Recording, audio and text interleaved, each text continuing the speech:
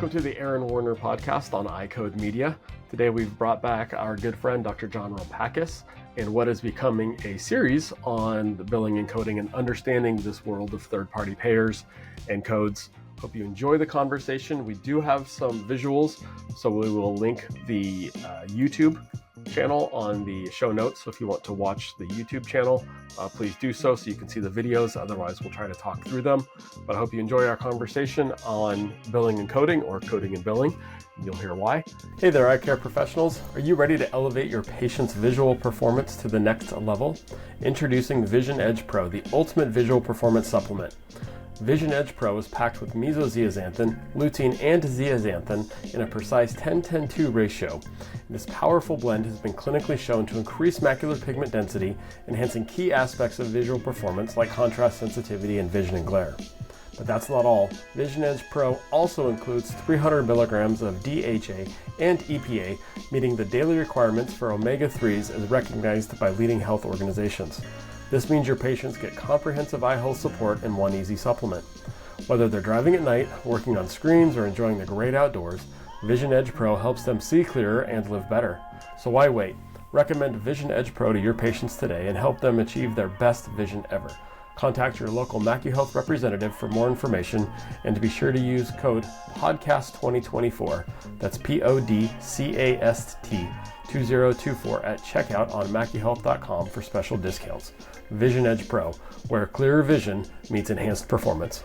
Welcome to the Werner podcast on iCode Media. Excited to continue what is becoming a series now with our good friend Dr. John Rumpakis on really understanding the world of billing and coding and third-party payers in the game that is optometry and really medicine. I think it's important that we understand the rules of the game, but also the perspective from all the different players involved in the game. I play a lot of soccer, and there's been a couple of championships recently, and a lot of people upset, or either really upset or really happy with the referees and the officiating in the sports. And I found a channel on YouTube where a soccer referee walks through the rules of the game and why the decisions went the way they do, which is helpful to, at least for me, to understand why the outcomes were what they were. Sometimes I'm happy about them, sometimes I'm not, depending on what team I'm cheering for. But I think that's very applicable to what we do in optometry and running our practices, because we have to deal with these third-party payers unless you're one of the few practices that is purely cash. And so understanding their view from their sides and their perspective, and I believe is really, really important. So John, I appreciate you sharing your knowledge with us. I know you work closely with a lot of them, and so you've got some keen insights from your discussions with them. And we're hoping today to talk about really the purpose behind CPT codes. I think they're Great. more than just getting us paid. Yep. Yeah, exactly. And I appreciate being here, and look forward to continuing the series, I guess, as we can move forward. Doing some research in preparation for today to, have a good, great conversation, trying to think about what role CPT codes, HCPCS Level 2 codes, Category 3 codes, ICD-10 codes play in our practices. Interesting study that was out there. It shows that physicians in the United States today lose about $125 billion a year for bad billing practices. And when we say that, So I'm not talking about... You said billion with a B, right? Billion with a B. Big dollars. 125 billion. Right. Wow. Lost in revenues because improper use of CPT codes, ICD-10 codes, HCPCS Level 2 codes, Category 3 codes. And it's really interesting because when we start to really think about the purpose of a CPT code, a lot of people think, and even in the names that people use, when I get invited to do a lecture, people always say, "Hey, can we do a lecture on billing and coding?" I always say, "You mean coding and billing?" And they go, "Oh, well, what do you mean?" And because context matters, right? And the codes themselves are the building blocks that we use in clinical practice today to be able to demonstrate to the outside world of our four walls of our practice exactly what we did and what was wrong with the patient based upon what we did, and then what will we do next. Mm-hmm. So the coding system that we have, and incidentally, I'll mention that we are obligated to follow the rules of the CPT as developed by the AMA and the ICD-10 as developed by the World Health Organization. HIPAA requires us to follow those rules. So when we look at the books, and most people buy the CPT books, you know, not every year like I do, like a fiend, and read them. But when I go into a practice and I see a practice struggling or having troubles with coding, and I look on the shelf and they've got a CPT book from 2019, and I'll go, it's 2024. Oh yeah, that stuff never really changes. We know the codes, we know what's going on, and you know it's not just a place to look up a code, right? That's not what the CPT book is for. That's one use, but there's the preambles, there's all the rule sets. The same thing with the ICD-10 codes. You can look up the codes themselves, but there are rules and regs and all the different things about how you apply the definitions, and all of those things come into play when we start to use these building blocks within our practice. I guess I would summarize it the very best way is that since you don't send a physical medical record to a third party to get paid, right? You don't Mm-hmm. take your medical record, photocopy it, scan it, email it to them to get paid.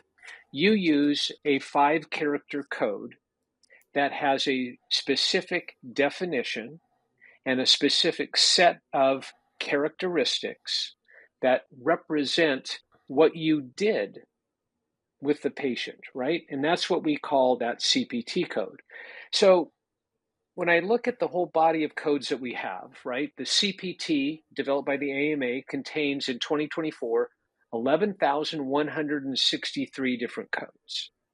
If we look at the HCPCS, which again, HCPCS is the acronym for Healthcare Procedural Coding System, the HCPCS system contains approximately 9,000 to 10,000 codes. The Category 3 codes, and I'll describe these a little bit later here, contain about 50 codes for 2024. And the ICD-10 codes, as you know, are nearing, for diagnostic purposes, not the procedural ICD-10 codes, are near 100,000. So we've got a plethora of tools to use to describe what's going on with things. So let's kind of talk about a CPT code, what it is, what differs, creates a difference of a CPT code as compared to the other codes, and how you as a practitioner can tell at a glance what type of code you're using and what you should be using overall.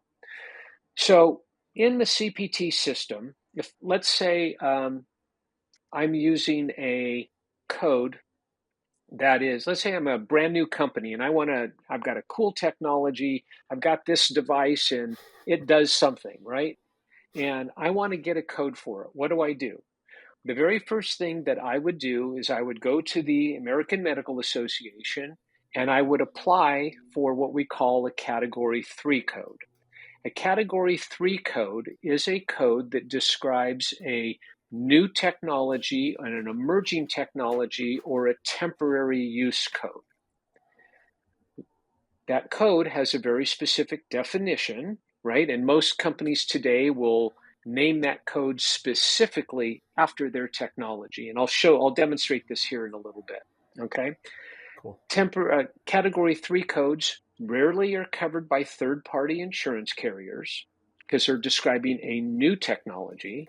They typically have a lifetime of somewhere between 3 and 5 years to eventually become a level 1 HCPCS code, which we call a CPT code. Once it becomes a CPT code, it then has very specific definition, and it has now characteristics about it. Certain things like, is it unilateral? Is it bilateral? Is it approved for telehealth? Is it a code that has a split between a professional component and a technical component? What type of physician supervision does it require? Does it have a global period of so many days to, provide follow-up care to a particular procedure? So, the journey to go from a brand new technology establishing a code to a top level CPT code takes a while because it's based upon utilization, it's based upon a number of different factors. And then if the company wants to, proceed with the CPT code, then it also gets RVUs or relative value units assigned to it for the amount of work it takes to do the procedure, the practice expense that's associated with the procedure, and then the malpractice exposure that's associated with the procedure. And now I have all of the tools that I need to be able to create a code that's enabled now for appropriate definition and reimbursement. And all of these details really make a huge difference. Conversations that I have with carriers, for example, if we're looking at designing a clinical protocol for a particular disease state, dry eye, glaucoma, geographic atrophy, whatever it may be, it's essential when we start to look at data, the codes that are submitted and the diagnosis codes that go along with that to get, reimbursed for the services that we're providing. Those get aggregated, not just for audit purposes, but to truly understand the economics of what it costs to provide care for a disease state. When the ICD 10 codes came out and were implemented in October of 2015, the primary use of the ICD-10 system around the rest of the world is to create economic models for countries that provide healthcare to all of their people, right? So when we start to Yeah. look at, if you want to call it socialized medicine, however you want to phrase it, it's to understand. Now I can classify glaucoma, right? Laterality and severity. And I know exactly now what it costs because I can look at retrospective data and I can see, oh, the average glaucoma patient that is, with mild glaucoma is seen 2 times a year. So 299,000 codes. And then I can depict, or unpack the 99,000 codes into a level 3 because I had, the patient wasn't on medication and they were stable, or I had a progressive condition and they were on medication. All these different types of things, I can now start to understand the economics of what it costs. So when we use CPT codes, the purpose in our practice is not just for payment, right? I understand reimbursement and all of that is what people tend to focus on, but what we use and how we use it has a much greater purpose. So I would boil that all down into saying an appropriate use of a CPT code is to accurately translate what the physician has in their medical record that would represent what service and or procedures were performed on that patient on that particular day of service. Because we don't send records out and have somebody look at them and say, oh, that's a comprehensive exam, here's the code and here's the payment. You're representing that your medical record contains all of the elements for a comprehensive exam because you submitted a code that says, I did a comprehensive exam on this date. And so it's that checks and balances system that ends up coming into play there.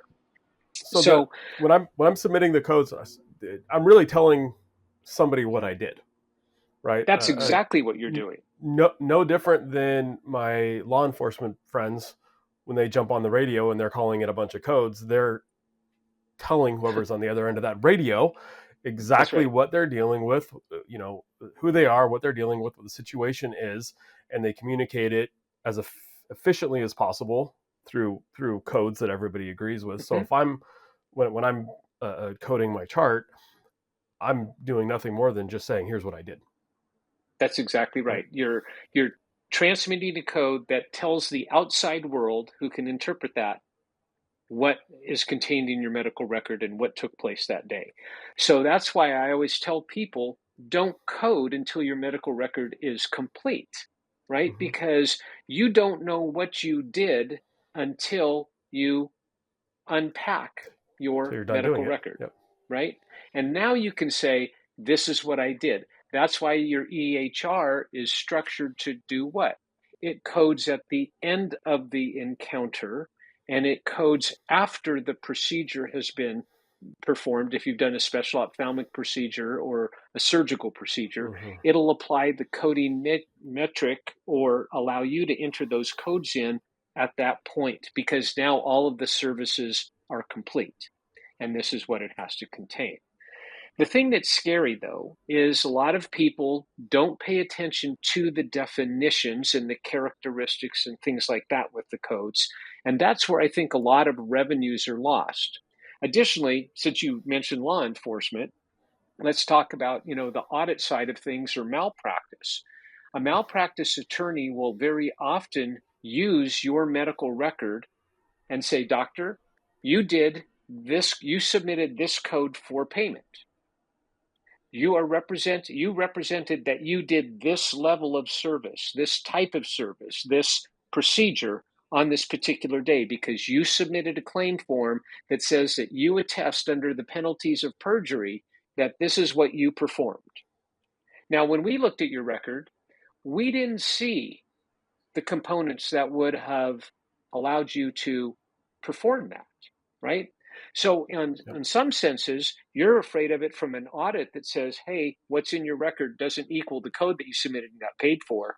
But also understand when other parties in a legal proceeding are looking at what you did, right? They also pay attention to those things as well. If you said you did a visual field, if you said you did a 92083, but your medical record only shows a 92081, a screening visual field or a supra-threshold visual field, and somebody lost some function of their visual system and was taking you to court, you said you did this, but you really did this. There's evidence, that, hey, it's a problem. So codes can play many roles, but I think you hit the nail on the head. The true role of it is to accurately translate or describe what the physician actually did with the patient on that particular date of service or on that particular encounter, if there's multiple encounters on the same date of service. So there's three different kinds of codes, right? There's the CPT codes that, we talk about, that are all the, codes that physicians and other allied healthcare professionals can provide that represent what they did. There's the HCPCS level 2 codes. And if you can, I'd like to share my screen just for a second. Yep, absolutely.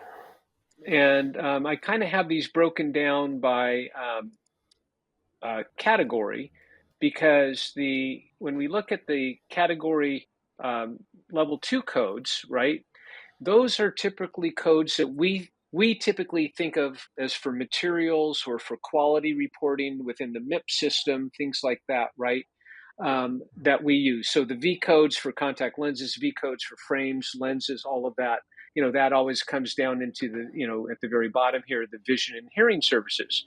But, as you know, within the past, years, we've had also the S codes for examinations, for routine eye exams, for other types of services, PRK, things like that. The category, the HCPCS level 2 code categories itemize the codes that aren't generally covered by the CPT. Okay, so they kind of fill in the gaps, if you will, for other types of things. So, we've got all sorts of different things here: ambulance codes, miscellaneous surgical codes. Back in the day when you used to be able to bill for a surgical tray when you were performing punctal occlusion and you had a sterile tray and you were doing that, that was an A code that you would use. We have the S codes today. Those are, from the category perspective, those are termed as private payer codes, right? Because those aren't typically codes that are used and paid by, a third party carrier. So if you take, and I'm taking vision insurance out of this, thinking traditional medical insurance carriers. So, a traditional medical carrier doesn't pay for an S code examination. So, that's where that tends to come from. So these are the different code categories. It's a separate book that you have to buy, right? It's a separate HCPCS book that has, again, all of the definitions and things like that. Some interesting things to think about here, though: a HCPCS level 2 code does not have RVUs associated with it, right? So there's no calculated reimbursement value or maximum allowable that a doctor can ever figure out on that. It's typically a reimbursement that's going to be set by the individual carrier if they stipulate a code that they're using out of that. The durable medical equipment codes used by Medicare, the V codes, of course, those are different, right? Those do get covered to some extent in, by a medical carrier if you are doing, post cataract work, particularly. So, that's kind of an interesting thing there. When we think about the category 3 codes, again, I talked about those as being emerging tech or temporary use. Now, the thing that's really interesting about these, if you want to know exactly how you can take a look at them, a CPT code, the highest level of code that we can provide, and you think of anything that you want, a 92004, 65222, 92250, there are always 5 numbers, always 5 digits. That's how you know it's a CPT code.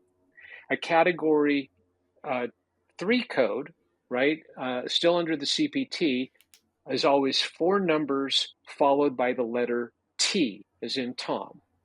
And then the HCPCS level 2 codes are always 5 characters, but they always start with a letter, somewhere with the A category to the V category, followed by 4 numbers. That's how you know what code subset they're in, and then also implied what rule sets apply to those as well. So again, it's actually accurately describing the services or materials or procedures that you performed.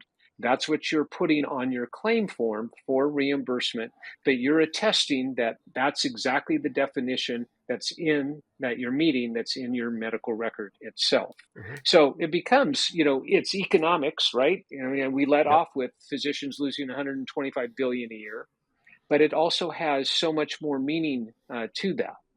So I kind of wanted to, if you don't mind, kind of share my screen again, but use, and just for disclosure, I'm going to be using CodeSafe Plus. I know you're a subscriber to it, but it's a software system that I developed, 20 years ago to help ODs or docs from any discipline to be able to understand rules and regulations and reimbursements and all of that sort of thing. Okay. So I'm absolutely. going to please share again here. While you're sharing that, what comes to mind is really it's a different language. And whenever we engage with whether it's a different sport or a different, you move from having a PC and you convert over into the wonderful world of Apple, right? The language all changes. There's different dynamics. Shoot, I talk with my middle school kids and they have a whole different set of languages that I'm trying to learn. But really understanding just the language helps you understand where you're at. And at least for us, CodeSafe Plus, and I'm happy to put our endorsement behind it in the practice, just helps us navigate that language and understand that world a little bit easier. Yeah.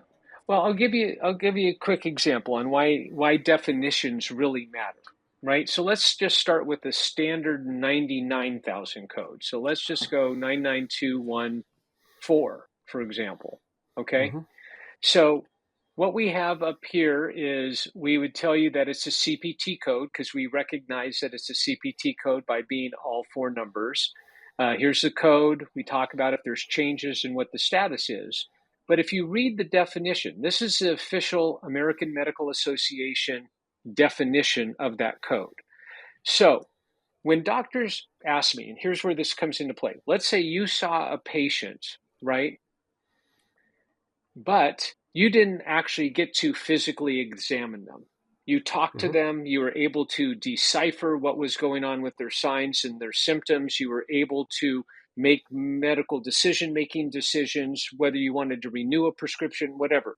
You did everything except for examining the patient. Okay? Yep. Can I bill an office visit for that?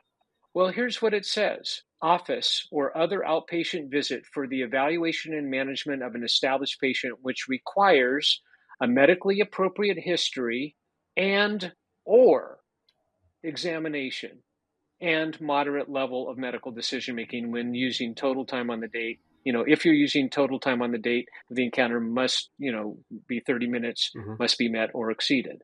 So the definition of what you did truly matters, right? Because some people will say, "Oh, I didn't examine the patient, so I can't really code that, right? I just talked to him." Well, that's not how the definition reads, nor how the rules work.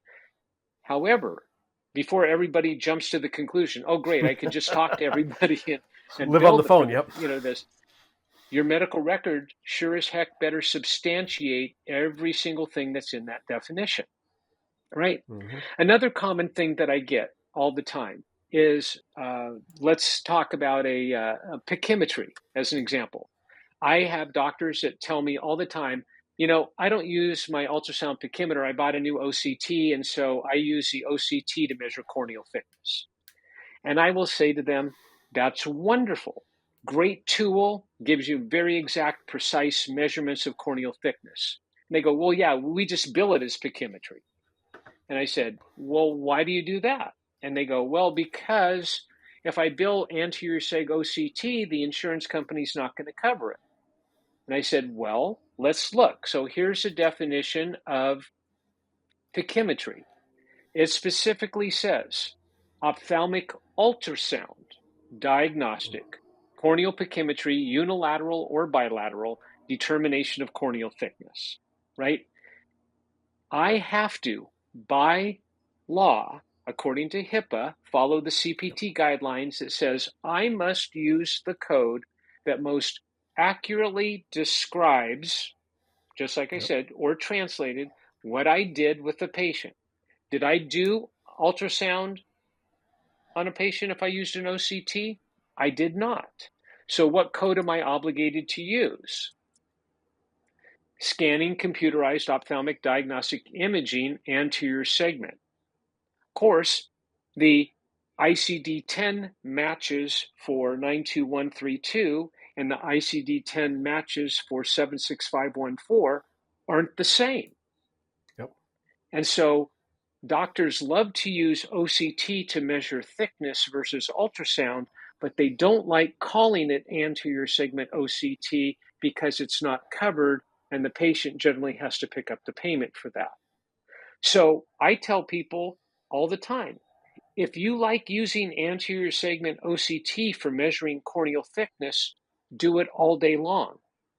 Disclose it to the patient that you're doing this on an ABN form, and they are responsible for payment because it's not going to get covered by the third party carrier because it's not a recognized method in their computer systems to measure corneal thickness. That's not the primary use of it. It's a wonderful feature, but so again, Yep. definitions really matter.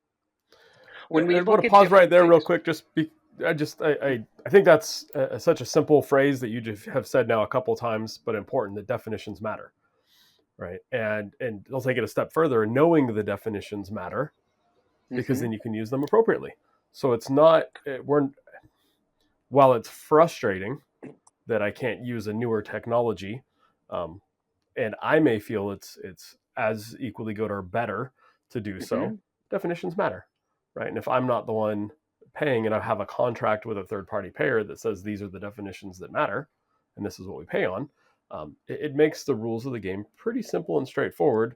That this is just mm-hmm. what we need to do, and it gets rid of at least for me, it gets rid of the emotional side of that's not fair or I don't understand or this is dumb and they don't know what they're talking about because the rules are the rules, You right? make you make a really good point in not being emotional about what we're doing. I mean, what you have to do as a practicing physician today is it's very black and white. There are not in. I mean, people think that there's all these nuances to coding and how you manipulate this and that. And I'm like going, hold on, right?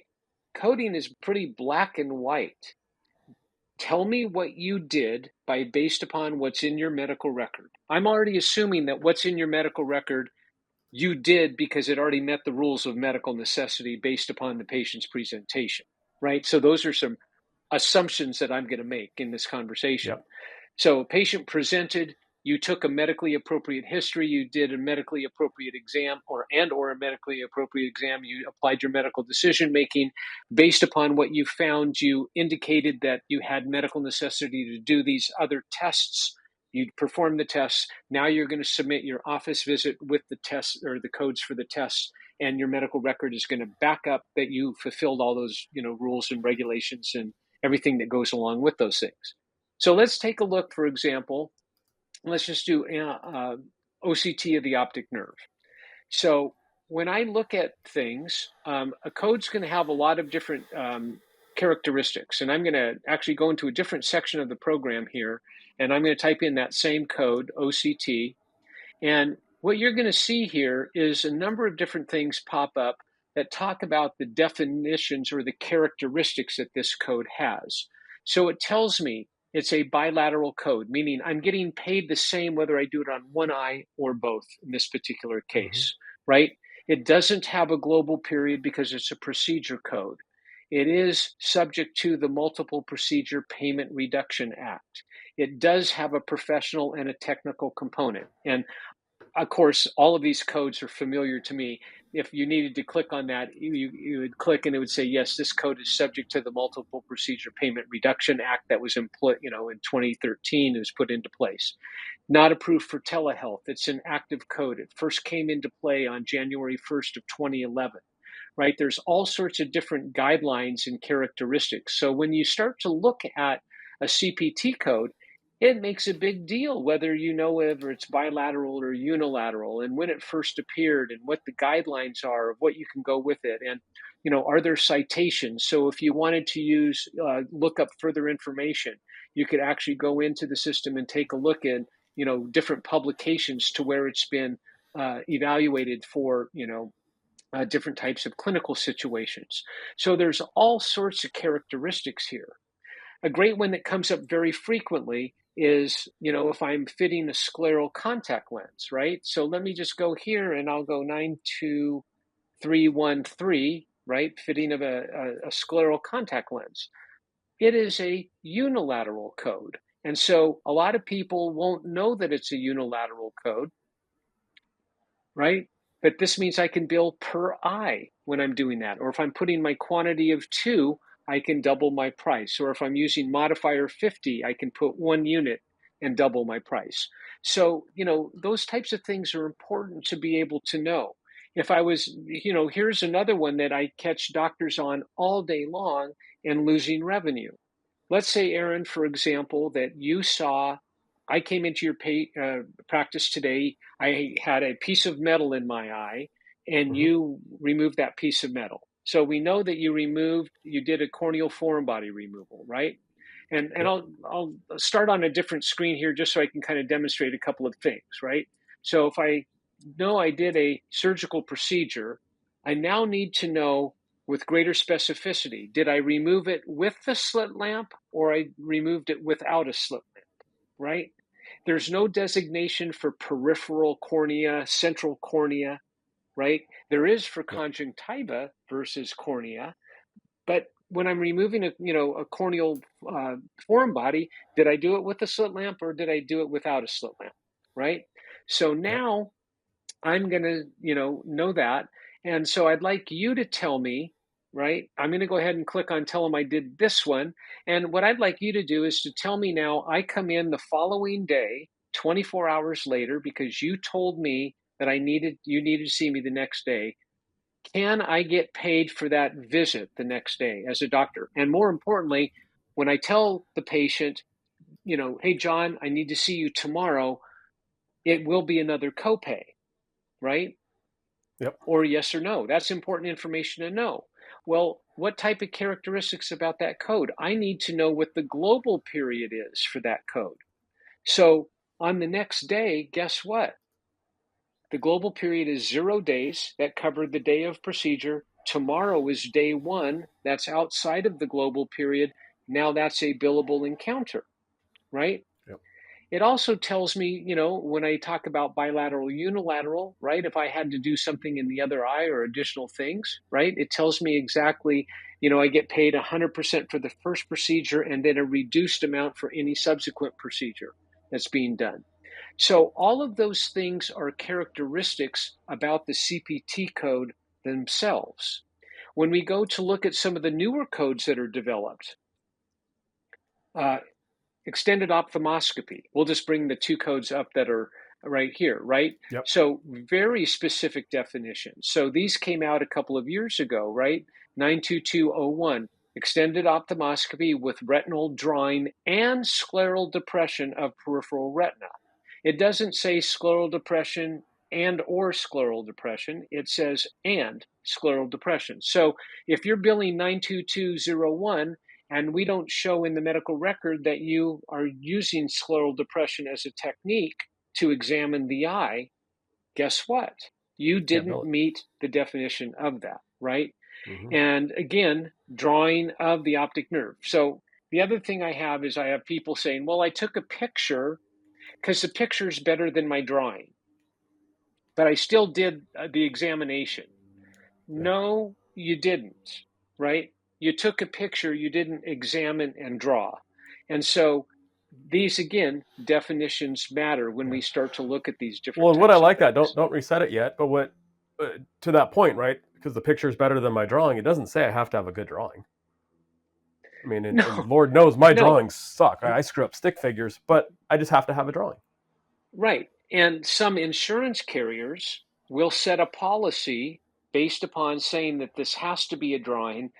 Now, the carriers, not the CPT code rule itself, but the carriers will say it has to be three colors, right? You have to use Yeah. red, blue, you know, black, whatever it's going to be. That's a carrier rule, not a Yep. definition rule. But it's important to be able to know those things because it's essential to know whether you're fulfilling that definition or not, right? Yep. And again, all of the characteristics that go along with that. And then Absolutely. based upon those definitions, it's an interesting thing because when I have people that say, well, I did extended ophthalmoscopy. Let's say I did fulfill the requirement of that, but then afterwards I wanted to take a picture of it just so I could establish a baseline. Based upon the definitions of the CPT code rules, other rules are going to apply that says, hey, guess what? I cannot do extended ophthalmoscopy and fundus photography on the same date of service because they would be what? Duplicative in nature. Yep. One is confirmatory of the other, not adding anything additional to the patient care. So that's why it's so important to be able to understand, hey, based upon the definition, I really can't do it. And if you'll notice here in the little area underneath, it says a modifier is not allowed. So I can't do these and use a modifier to override the rule set itself. It actually exists as it exists. And so, Yep. that's why these rules end up becoming so important because all of the rule sets that we talk about frequency, right? How often can you do an OCT on somebody with mild to moderate glaucoma? Right? Based upon the definition of the CPT code and the diagnosis, I can now base base a rule that says I can do 2 per year. But if I go to advanced, now advanced glaucoma doesn't necessarily support the use of an OCT. It more so supports the use of a visual field to manage that patient in the clinical care profile. So, Yeah. in, Can you pull the screen back up? There's a couple comments I wanted to make, and for those who are listening, I strongly encourage you to go and watch this on YouTube on YouTube, so you can see the program. One of the reasons I like your program so much, John, the Code Safe Plus, is because it makes it simple. I am old enough to where when I was in college, I still had to use big reference books. Although now I've gone away from that. Um, what I found, and to help me, and I'm by no means at yours or Chris's level or Joe's level on coding and billing. Now I got to change my vernacular. But what I found that is helpful is to just take a chart or two when I've got some downtime in the clinic, and I know we're all busy, but there's always downtime, here or there in the clinic, and just put in the codes of that chart. So it's not a hypothetical patient. It's Mary Smith that I saw yesterday that I'm just reviewing and looking at the chart today. And I put in what I did and read the descriptions of the codes. And so there's not this victim feeling of where I'm not sure what's happening, right? I don't feel like I'm being a boat tossed in the waves and I'm at the mercy of the tides and the winds. I'm patient by patient, just learning and understanding the rules as we go, because that's how we learn everything. So if I saw Mary Smith and she was in for a glaucoma visit, and I wanted to bill it as a medical visit level 3, I'll put it in the level 3, right? I did a retina OCT, or sorry, an optic nerve OCT, so I'll put that code in, and I'll just read the descriptions. And the more I do that, the more I realize that this isn't, to your point, this isn't that hard. It's hard because I feel like I don't know it, or I didn't know it. But as I learn it, it's not complicated, right? Right. No different than sports. I don't understand cricket at all. Looks like a crazy cool sport, but I don't understand any of it, right? 360 field and whatnot. But if I were to take time to play it, learn it, watch it on TV, listen to what's going on, and just invest a little bit of energy, it makes it much more real and understandable. Same thing here. Well, And then you start appreciating it more. I would tell you, I mean, when I developed this program 20 plus years ago, I did it to create a single point of contact for practitioners to be able to have updated data, right? I mean, real time data that they could look at to be able to understand exactly what the code was defined at, what it paid at, what the RVUs were, what the characteristics were, because, medicine changes, right? How we provide care changes. For example, in January of 2025, we're going to have a brand new code coming out for OCTA, right? They're redefining, just so everybody knows, they're actually redefining 921, 32, 33, and 34. There's going to be a new definition for those because as the instrumentations and technology have accelerated, the old, definition of scanning computerized ophthalmic diagnostic imaging doesn't necessarily apply anymore, right? So I believe, if I remember reading correctly, they're removing the word scanning out of the definition, right? Because most things today are no longer applying that technology. Yeah. So again, definitions matter when we're doing things. So everything starts with the base definition of what you did with that patient. But then once we have that definition and you're representing that you're doing it, then all of the other rules are based upon that definition of what you're, appropriating that you're doing in the medical record on doing that. And that was, that was the main purpose here of building the product, was to be able to make sure that people had an accurate source that was zip code specific, that was real time, that allowed them to be able to have knowledge. Because just like you said, it's not difficult, but I think we would all agree that knowledge is power to a certain standpoint, right? We feel very stupid if we enter a conversation and we don't know anything of what somebody's talking about. We feel almost helpless, right? Yep.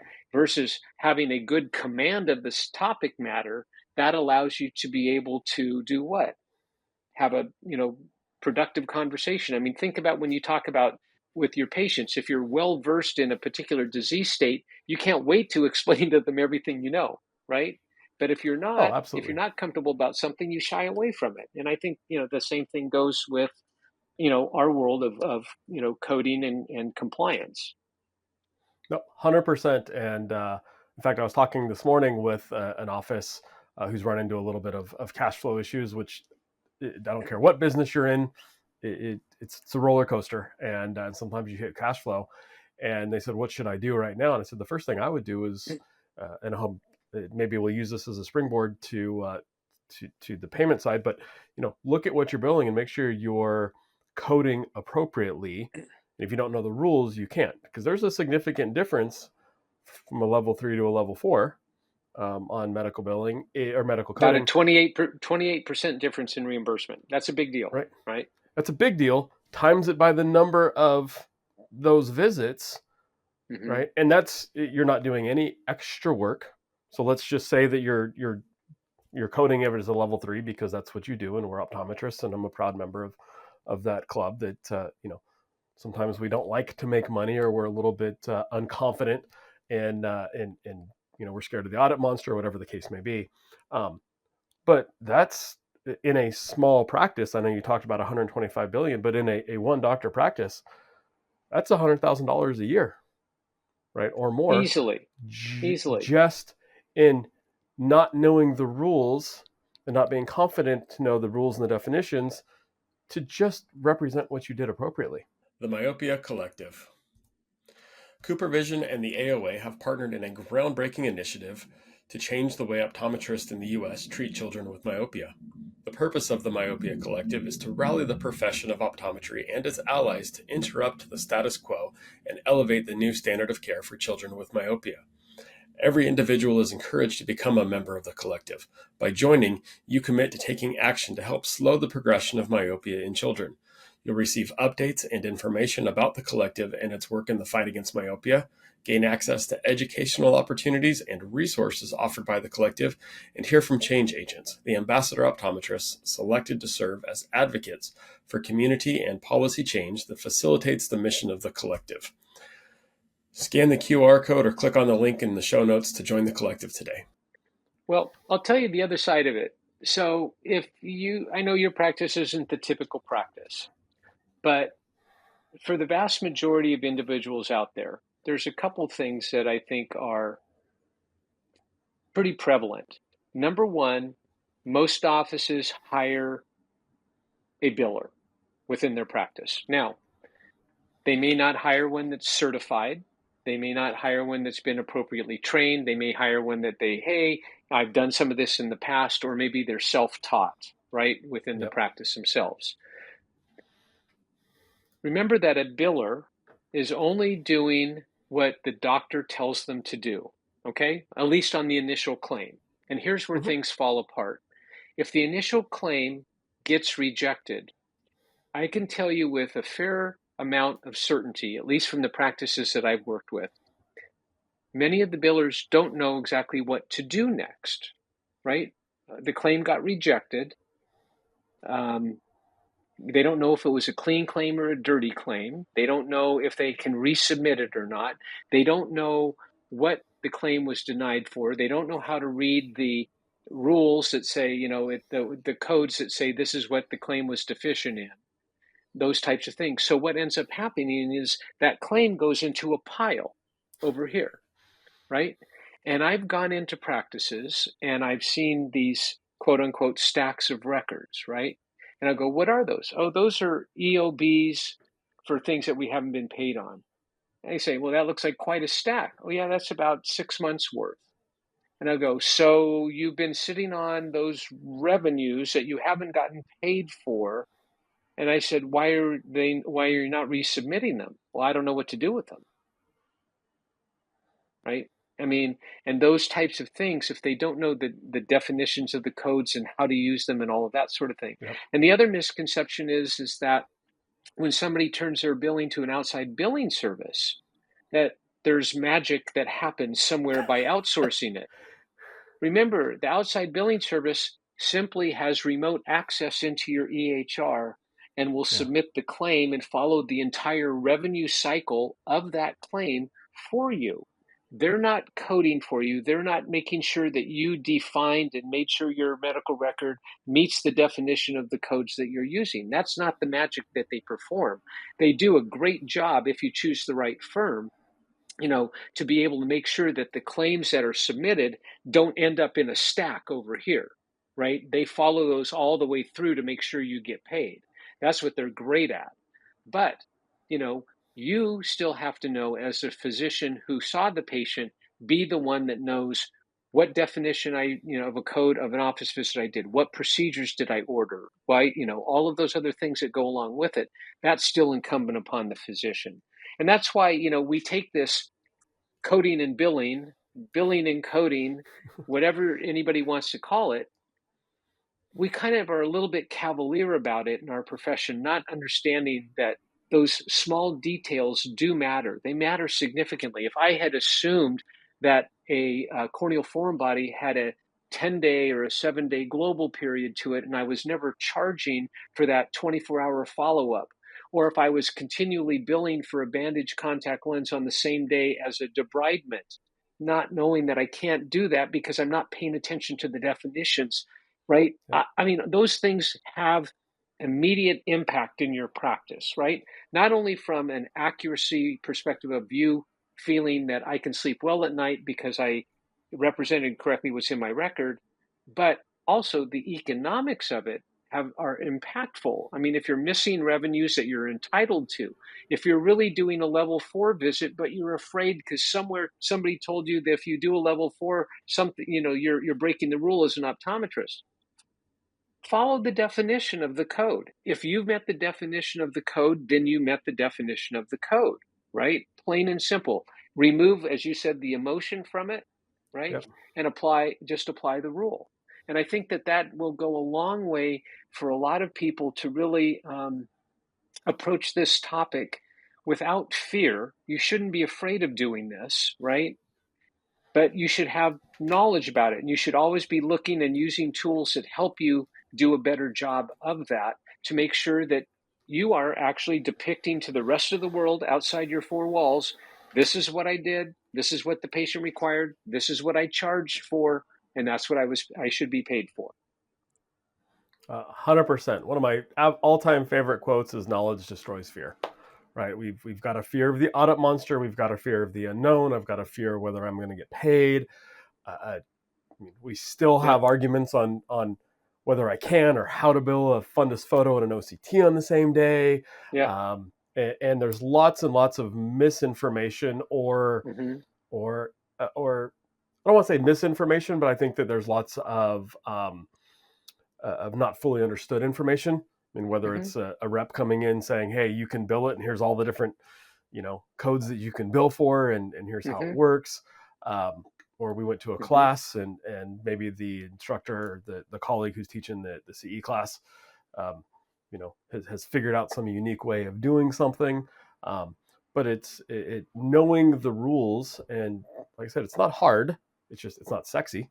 Right. I mean, the CPT book isn't the most exciting nonfiction book I've ever read, but once you know the rules, then it becomes pretty straightforward. To your point, it's black and white, and having that knowledge, that it gives you also the confidence to say, yeah, that was a level 4. Yeah, that was a level 5. Yeah. Take a look at it. I'm good to go. I'll tell you, I have a similar saying. I always say the greatest antidote to fear is knowledge, right? Yep. But it's a funny thing. I get calls and emails on a daily basis. Hey, John, I heard in this lecture, this is what happened, or I talked to a colleague and this is what they're doing in their, practice. My number one response to them is, first, I have to know where they're practicing because I need to make sure I'm applying the appropriate geographic rule for them. That being said, everything that I produce is, I don't care if it's me, I don't care if it's, Chris, whether it's Joe, whether it's anybody else out there talking about stuff. What you will find is that I always rely upon a reference, right? I'm not the guy making these rules. I'm not the guy establishing them. I get to participate in those things sometimes, but you should, if you ever hear something in a lecture, somebody calls me up and says, hey, this is what I heard a lecturer say. My number one response is, why don't you contact the lecturer and simply ask them for the reference from which they base that statement, right? Either they'll have one or they won't. If they don't have one, I would be suspicious of why they said that, right? Because most of these things are very well documented. Like you said, it's black and white. It's written down somewhere. You have to do a little bit of homework, but doing that homework does bring you a lot of peace of mind that you're doing things right. And none of us want to do a bad job clinically. None of us want to do a bad job business wise, right? I mean, we can sit there and pound our chests and say, look how much money I'm making. It's really, how much money do you get to keep? Now, are you following the rules when you file your taxes? Are you following the rules when you're billing for your services? Not too much of a different thing, right? But both of them will either allow you to sleep well at night or they won't allow you to sleep well at night. And, this is just a precursor because, these 3 categories of codes that we get to use, we have to understand how they work and how they interact and why they're so important to pay attention to them, and why the CPT continues to publish every year, right? Yeah. I mean, if it wasn't important, they wouldn't put out a new book every year, right? So if you don't have those resources, invest in them. If you want to get an online tool like CodeSafe Plus or something else, make that investment and know that it's going to pay you 10 times, 100 times over in what you're spending, right? By understanding how things work appropriately. 100%. And I like that you used the term homework. If we go back to when we were all in school, there was always constant homework, right? There was always constant learning you were lectured to, but then there was something you had to do on your own. And I think there's lots of power in self-discovery and figuring it out on your own and going through that process. So if you're a person who loves to read and jump all in, by all means, go for it. If you're like me, right? Like I said, I have learned a ton, one, by going to classes and interacting with you and Chris and John, but also, putting in the codes and just reading, because that stuff sticks, and it starts to make sense. And then I don't have to argue with someone on, or I have a much better argument when somebody says, well, I don't understand why I can't use my OCT to do pachymetry and bill for it. It's the same thing. Well, it's not. The emotional side says yes, and that's a different discussion over a beer. But the reality is just, this is the rules of the game, and this is what we do. Yeah, exactly. And I think, the thing is, and I know we say it about a lot of different things. I mean, I may be number one in the country, number two in the country on this stuff, number three in the country, wherever I am.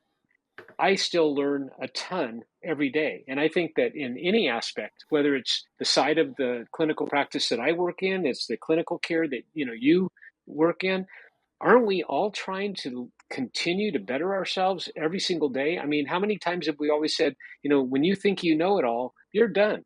I mean, hang it up, because if you're not thirsty for that knowledge, in all aspects of your practice, you got to keep your edge, right? You got to be able to stay on top of, the best technologies for your patients, the best medications, the best clinical protocols, all of those types of things. I mean, I know you spend a ton of your time within Vision Source, helping, develop those clinical protocols. And those are so helpful to people who want to get a jump start on how to do things appropriately, and provide cutting edge care to their patients, because that's really what matters.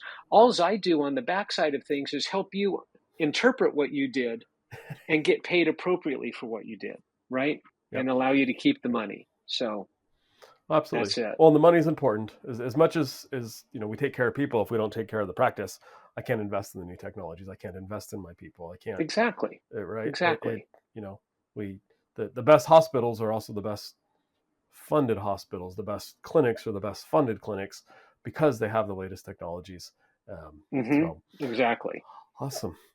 Well, John, I appreciate this. I will put links in the show notes for anybody who is interested in CodeSafe Plus. Like I said, we use it in the practice. It's hugely beneficial, not just to make sure that we're setting our fees appropriately. We didn't even get into that, but it's important that you do know how to set your fees appropriately, because it's not a guessing game, right? There's a science behind it, and CodeSafe Plus help that, but more so on the just helping us understand the enigma that is coding and billing, which really shouldn't be, because as we peel back the layers, it's pretty straightforward. And hopefully this discussion for everybody listening has helped with that. I also strongly recommend having someone like John or Chris or whomever, right, do an audit. Pay them to audit your charts every year. Chris and I had a conversation earlier. I'll try to link that episode as well. But it's not scary once you get past the initial fear of, feeling like somebody's going to see you without any clothes on and all your warts, right? It helps you understand, and you realize that, again, knowledge is power. Knowledge gets over that fear, and you're doing a lot of things great. You just tweak a couple things, and you'll do them even better.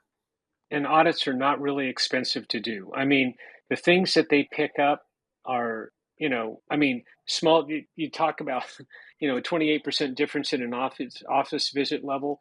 I mean, you make up the cost of an audit in a day, 2 days tops, within your practice. So they are beneficial, and trust me, they're much more pleasant when they're voluntary and you're doing them on your own.